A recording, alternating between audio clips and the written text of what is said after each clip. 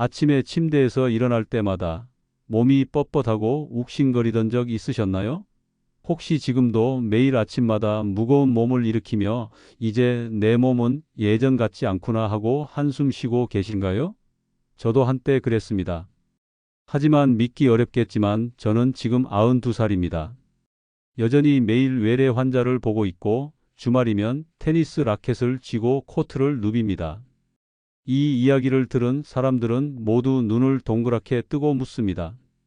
어떻게 그 나이에 가능하세요? 안녕하세요. 저는 서울 강남구 논현동에 살고 있는 내과 의사 이준석입니다. 제 가족은 아내와 두 아들, 그리고 손주 5명입니다. 아내는 저와 마찬가지로 여전히 활발하게 사회생활을 하고 있고, 큰아들은 대학 교수로, 작은아들은 엔지니어로 일하고 있습니다. 손주들은 모두 밝고 건강하게 자라고 있어 저희 부부의 큰 기쁨입니다. 사실 저는 28살의 의사가 된 이후로 지금까지 약 64년간 환자들을 진료해 왔습니다.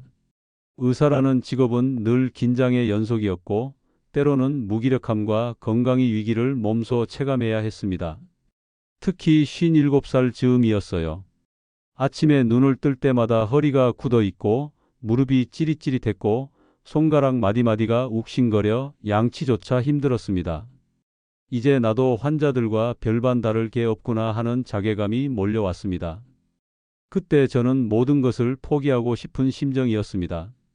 좋아했던 테니스 라켓은 먼지 쌓인 채 구석에 처박혀 있었고, 해외 학회 참석도 하나둘 포기하게 되었어요. 그렇게 조금씩 자신감을 잃어갔습니다. 그런데 어느 날 저를 깨우는 작은 사건이 있었습니다. 둘째 손주가 5살 생일이었던 날이었습니다. 손주가 제 손을 덥석 잡더니 이렇게 말했어요. 할아버지, 나랑 같이 공원 가자. 그 작은 손을 뿌리칠 수 없어서 저는 부축을 받으며 공원에 갔습니다. 그런데 불과 30분도 안 되어 무릎이 아파 더 이상 걸을 수 없게 되었습니다. 손주가 실망한 표정으로 저를 바라보는 모습을 보며 마음 한쪽이 무너져 내렸습니다. 이래서야 앞으로 손주들과 무슨 추억을 만들 수 있을까 하는 절망감이 밀려왔습니다. 그날 밤 저는 침대에 누워 한참을 고민했습니다. 의사로서 남의 건강만 챙기면서 정작 제 몸은 방치해 왔다는 사실을 인정할 수밖에 없었습니다. 그리고 결심했습니다. 내 몸을 다시 살리자. 지금이 아니면 영영 늦는다. 그렇게 저는 스스로 실험 대상으로 삼아 건강을 회복하는 방법을 찾기 시작했습니다. 그 과정은 쉽지 않았습니다. 수많은 의학 서적을 다시 꺼내 읽고 최신 연구 논문도 찾아봤어요. 미국, 일본, 독일 등 다양한 나라의 장수 비결을 조사했습니다. 그런데 놀랍게도 가장 큰 공통점은 아주 사소한 곳에서 발견되었습니다. 그것은 바로 몸의 작은 부위를 꾸준히 관리하는 것이었습니다. 본격적인 이야기를 시작하기 전에 잠깐만요. 앞으로 전해드릴 내용이 정말 중요합니다. 구독과 좋아요 한번 눌러주시면 큰 힘이 됩니다. 여러분의 관심이 더 많은 분들께 이 메시지를 전할 수 있게 도와줍니다. 처음에는 저도 믿기 어려웠습니다. 발, 겨드랑이, 허벅지 안쪽, 그리고 등과 두피. 이 네 군데를 꼼꼼히 돌보는 것만으로 건강이 바뀔 수 있을까? 하지만 직접 해보니 결과는 믿기 힘들 만큼 놀라웠습니다. 아침에 일어날 때 허리가 굳지 않았고 무릎 통증이 서서히 사라졌어요. 손가락도 부드럽게 움직여 다시 글씨를 쓸 수 있었습니다. 무엇보다 에너지가 넘쳤습니다. 다시 테니스 코트에 서서 공을 치는 날이 올 줄은 꿈에도 몰랐습니다. 주변 사람들이 하나둘 저에게 비법을 물어왔습니다. 특히 진료실에 오는 환자들이 제 활기찬 모습을 보며 호기심을 감추지 못했어요. 그래서 저는 조금씩 이 건강관리법을 알려주기 시작했습니다. 환자들은 처음에는 반신반의했지만 따라한 사람들은 모두 긍정적인 변화를 체험했습니다. 그리고 저도 점점 확신하게 되었습니다. 이건 누구나 할 수 있다. 나처럼 몸이 굳고 아프고 절망했던 사람들도 다시 일어설 수 있다. 오늘 저는 여러분께 그 구체적인 방법을 모두 공개하려 합니다. 평소 우리가 너무나 소홀히 했던 그러나 놀라운 생명력을 품고 있는 네 곳. 지금부터 여러분의 인생을 바꿀 건강의 비밀을 하나하나 풀어드리겠습니다. 저는 다시 살아야 했습니다. 손주의 눈망울을 외면하지 않으려면, 그리고 제 스스로를 부끄러워하지 않으려면 무엇이라도 해야만 했어요. 그래서 첫 번째로 시작한 것은 발 관리였습니다. 평생 제대로 신경 써본 적 없는 제 발을 매일 바라보고 만지고 느끼기 시작했어요. 그때만 해도 발을 따뜻한 물에 담그는 것조차 귀찮고 무의미하게 느껴졌습니다. 그런데 이상하게도 발을 담그며 하루를 정리하는 시간이 점점 소중해졌어요. 물속에 발을 담그면 온몸이 스르르 풀리는 느낌이 들었고 발바닥을 부드럽게 마사지할 때마다 긴장이 조금씩 풀렸습니다. 이 작은 습관 하나가 시작이었어요. 처음 한 달은 솔직히 큰 변화가 없었습니다. 그래도 포기하지 않고 매일 발을 돌보았습니다. 그리고 어느 날 아침 침대에서 일어날 때 문득 느꼈습니다.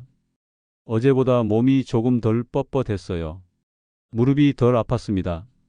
발바닥이 탄탄해지는 느낌이 들었어요. 이런 작은 변화가 쌓이자 저는 점점 욕심이 생겼습니다. 겨드랑이, 허벅지 안쪽, 그리고 등과 두피까지 차례로 관리하기 시작했어요. 겨드랑이는 평생 동안 그냥 땀나는 곳이라고만 생각했지 몸의 면역 중심지라고는 전혀 몰랐습니다. 그래서 천연 비누로 부드럽게 씻고 샤워 후에는 차가운 바람으로 건조시키는 습관을 들였습니다. 겨드랑이를 깨끗하고 건조하게 유지하는 것만으로도 몸 전체가 가벼워지는 기분이 들었어요.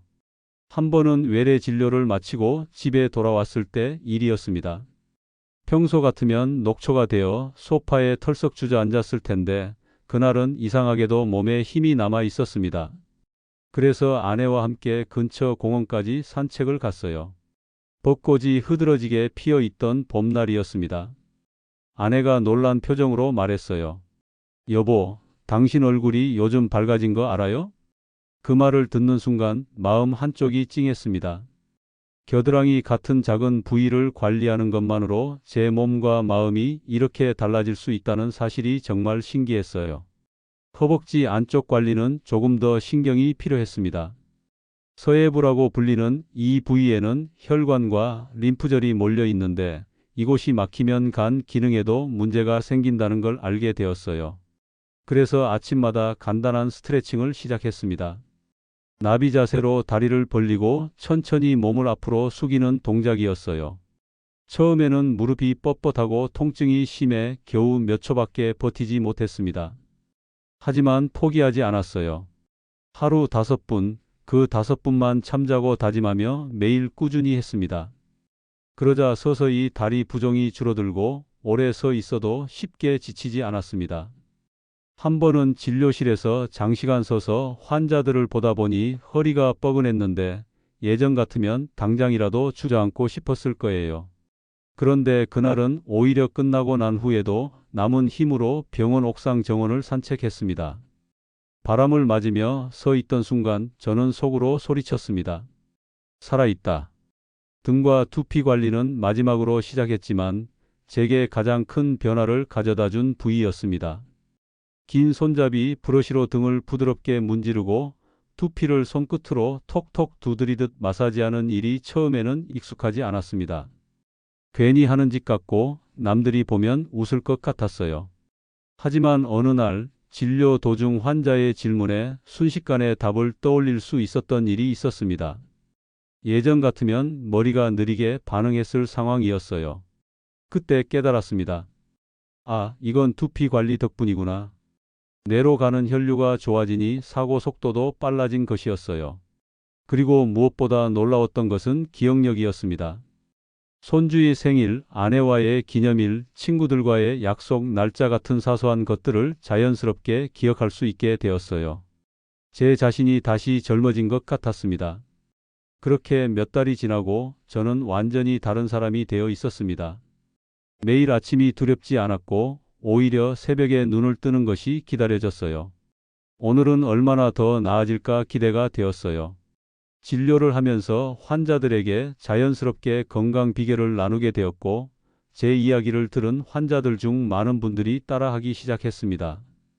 환자 중 한 명인 79살 장혜선 씨는 심한 발 통증 때문에 휠체어를 타야 했지만 발 관리법을 따라한 지 10달 만에 지팡이만으로 걷게 되었습니다. 또 다른 환자 강미경 씨는 수년간 고생하던 기관지염과 알레르기 증상을 겨드랑이 관리 하나로 크게 완화시켰어요. 이런 변화들을 지켜보며 저는 확신했습니다. 건강은 거창한 것이 아니었습니다. 특별한 약이나 비싼 장비가 필요하지 않았어요.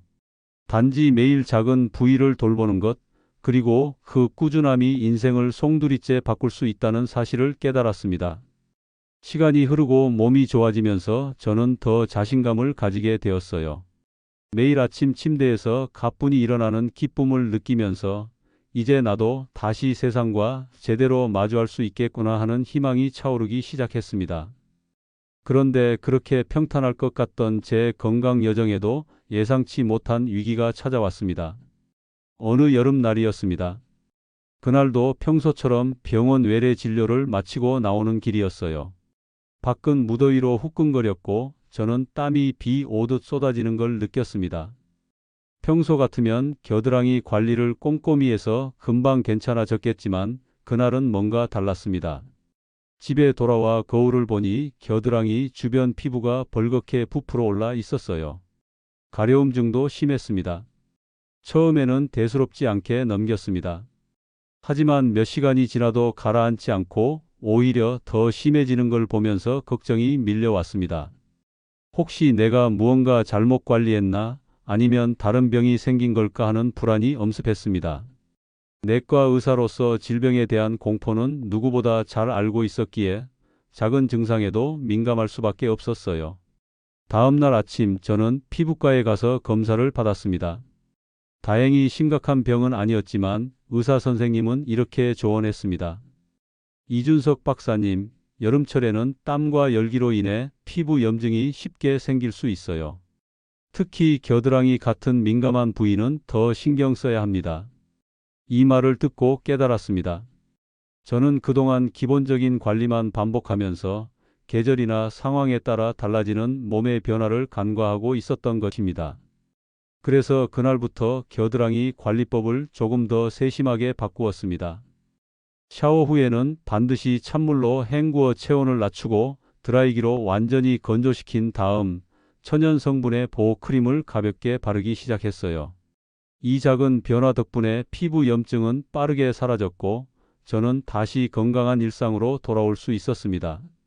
이번 일을 겪으면서 저는 하나를 깊이 깨달았습니다. 건강관리란 단순히 루틴을 지키는 것이 아니라 몸의 신호를 민감하게 듣고 그에 맞게 조정하는 지혜가 필요하다는 것이었습니다. 그런데 두 번째 위기는 훨씬 더 심각했어요. 어느 날 테니스를 치러 갔다가 예상치 못한 사건이 벌어졌습니다.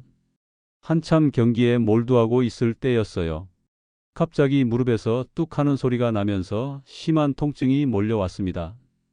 그 자리에 주저앉고 말았어요. 순간 눈앞이 하얘졌습니다. 설마 다시는 못 걷게 되는 건 아닐까 하는 두려움이 엄습했어요. 동료들이 급히 저를 부축해 병원으로 데려갔습니다. 진단 결과는 다행히 큰 부상은 아니었지만 무릎 주위 인대에 무리가 간 상태였습니다. 그날 밤 침대에 누워 천장을 바라보며 깊이 생각했습니다. 그동안 몸을 관리한다고 했지만 내심 이제는 괜찮겠지 하고 자만했던 건 아닐까?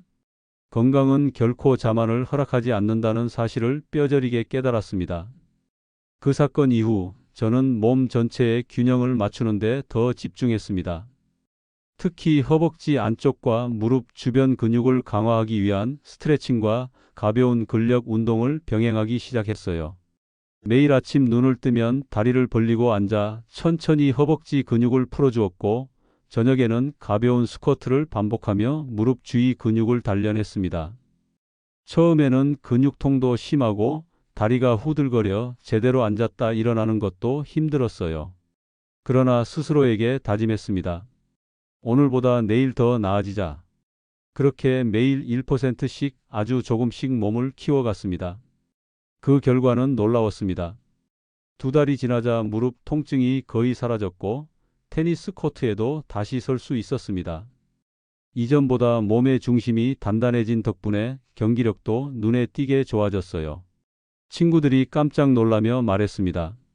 준석 형님, 도대체 무슨 약을 드신 거예요? 그럴 때마다 저는 웃으며 대답했습니다. 약은커녕 그냥 발부터 머리까지 꾸준히 관리했을 뿐이야. 이 과정을 거치며 저는 건강에 대한 철학이 완전히 달라졌습니다. 몸은 결코 한순간에 좋아지지 않았습니다. 매일같이 쌓이는 작은 관리, 작은 습관이 모여 커다란 변화를 만들어낸다는 걸 몸소 경험했습니다. 그리고 무엇보다 소중했던 것은 이런 과정을 통해 제 마음도 함께 성장했다는 사실입니다. 예전에는 병이 오면 두려움에 떨기만 했지만 이제는 몸이 보내는 작은 신호 하나도 감사히 받아들일 수 있게 되었어요. 위기가 찾아오면 왜 이런 신호를 보내는 걸까 하고 귀를 기울이고 필요한 변화를 찾아내는 여유를 가지게 되었어요. 건강은 단순히 아프지 않은 상태를 말하는 것이 아니었습니다. 매일 내 몸을 사랑하고 돌보며 그 과정에서 삶을 풍요롭게 만드는 것임을 저는 이제야 진심으로 이해할 수 있었습니다. 지금 저는 매일 아침 눈을 뜨는 것이 두렵지 않습니다. 오히려 오늘 하루를 어떻게 살아갈지 기대하는 마음으로 눈을 뜨고 있습니다.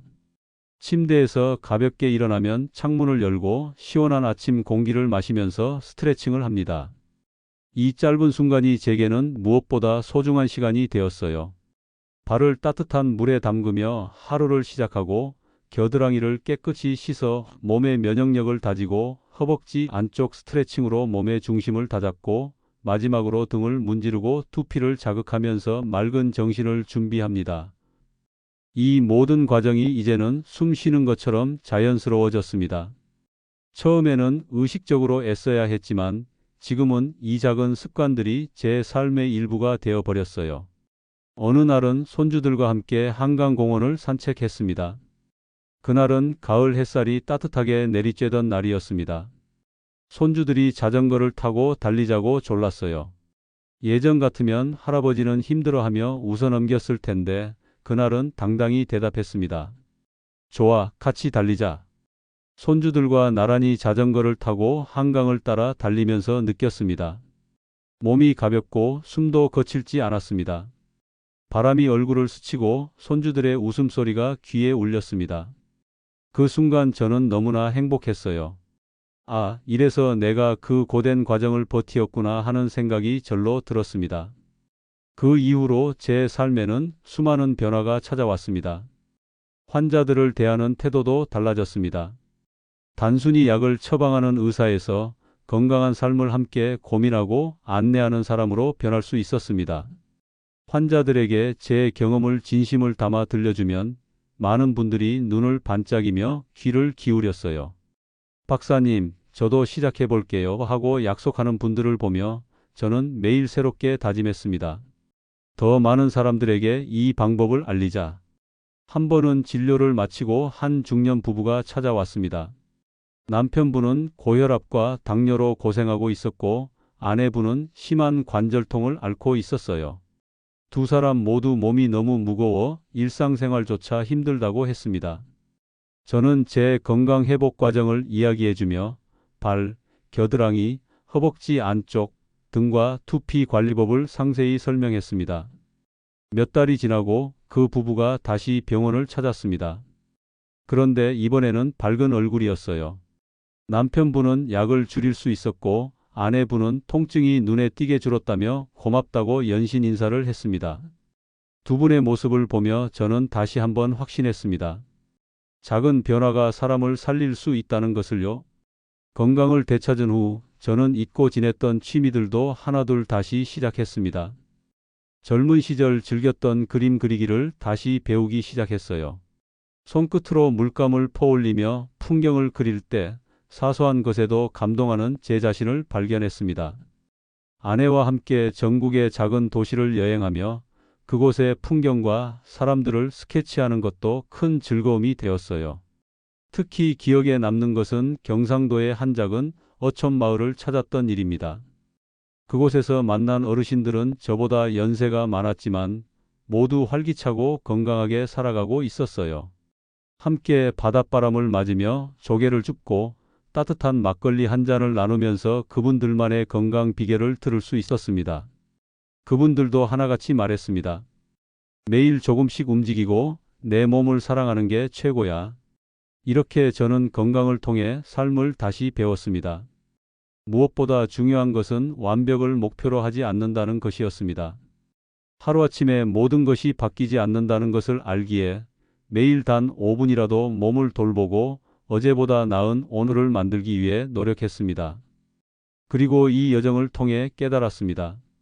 건강이란 단순히 병이 없는 상태가 아니라 매일의 삶을 온전히 살아낼 수 있는 힘이라는 것을요. 92살이라는 나이가 결코 삶을 멈추게 하지 않았습니다. 오히려 매일을 더 깊고 풍요롭게 살아가게 하는 원동력이 되었습니다. 저는 앞으로도 계속 환자들을 만나고 가족들과 시간을 보내고 새로운 도전을 해나갈 것입니다.